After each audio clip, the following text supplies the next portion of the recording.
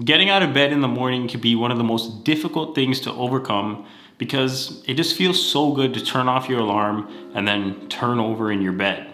It's almost like your bed is more comfortable in the morning, and it's one of the weirdest things about how sleep works and our consciousness during sleep or lack thereof and things like that. But the reality is that getting woken up by our alarm and then turning it off and going back to bed is very, unhealthy, and it can throw off our whole day, leaving us with less time in the day and feeling bad that we slept in and we got out of bed at 11:30. So what can we do to get out of bed faster and, jump out of bed ready to start the day?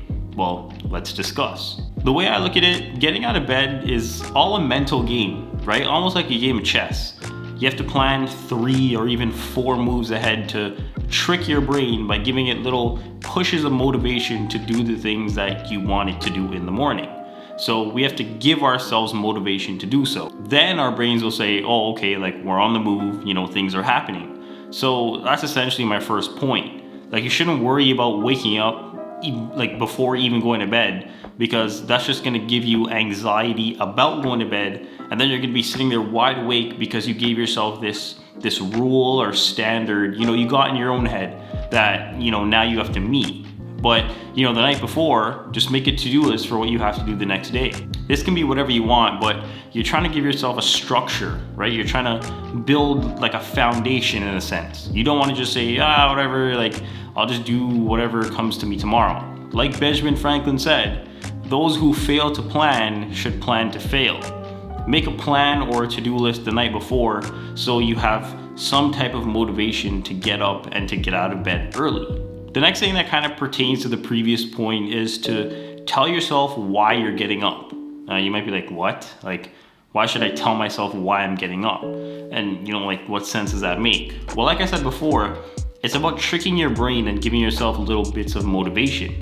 Maybe you get out of bed because you love making money and you want to be able to use money as toilet paper one day. Maybe it's to provide a good life for your kids. Maybe it's to provide a good life for your spouse. Maybe it's to buy camera gear because you like to take pictures on the weekend. Like, there are people out there that don't care about themselves at all, but they will go to the ends of the earth for their kids. Like, if you can, ask your parents right now what they would do for you. They'd probably do anything for you. So, you have to find a reason, like how they have a reason. Maybe you still live at home and your parents are still working, even though they don't have to. They're probably doing it for you and for you to have a better life. Find a reason to get out of bed. So remember, you haven't even gone to bed yet. You're still in the planning phase of going to bed. The next thing I'd say is to go to bed early so you wake up feeling refreshed. This one speaks for itself. Like, if you have to wake up at 7, don't go to bed at 1 in the morning.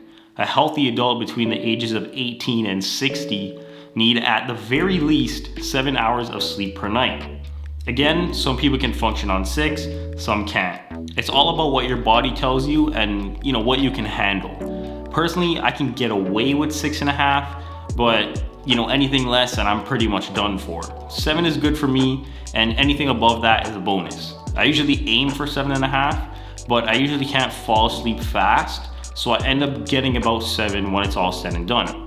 But 7 might not work for you, so just find what works best for you. This next one I've talked about a lot in past videos, but here it is again. Don't use your phone an hour before bed, or try not to. See, the thing with your phone is that it emits a blue light that tricks your brain into thinking it's time to wake up, which means your body's gonna be confused, and then you're gonna have a hard time falling asleep, and again, you're gonna get less sleep, which means you're more likely to turn off your alarm and turn over, and then that means you're gonna wake up late, and then that means you're gonna be late for work, and then either you're gonna get written up or you're gonna get fired, and then you're gonna get evicted, and then you're not gonna have any money to buy food, and then you're gonna starve, and then you're gonna die. Okay, well, maybe not to that extent, but you get what I'm saying. Most smartphones nowadays have a feature called night shift or something along those lines, and it basically shifts the color temperature of your phone to more on the yellow side, and apparently that yellow color doesn't stimulate your brain as much, and it helps you get a better night's rest. Personally, I have it turned on my phone. I don't know if it helps or not, or if it's just placebo or whatever, but I turn it on anyway. One thing you can do is not use any electronics 1 hour before bed, because research has shown that not using any electronics 1 hour before bed helps you get into that rest mode or that sleep mode, like time to sleep mode, faster. So now we're getting into what you should actually be doing in the morning. And I think a very important one is waking up at the same time every day. This adds structure to your morning routine and even adds structure to your life in a way. Like I said earlier in the video, you need to build a structure or a foundation and not just nonchalantly say, oh yeah, I'll wake up at 7:30 today and then 8:30 tomorrow and then 8:15 the next day, because you're missing a whole hour basically on the next day. I'm not saying you have to wake up at 4:30 in the morning like these self-help gurus, but pick a time and stick to it. And for the record, let me be clear, waking up at the same time every day isn't a prison. Like some people say, oh, I don't like to have a schedule. Well, what kind of schedule are you scheduling for yourself? Set the schedule up so you have the day that you want to have.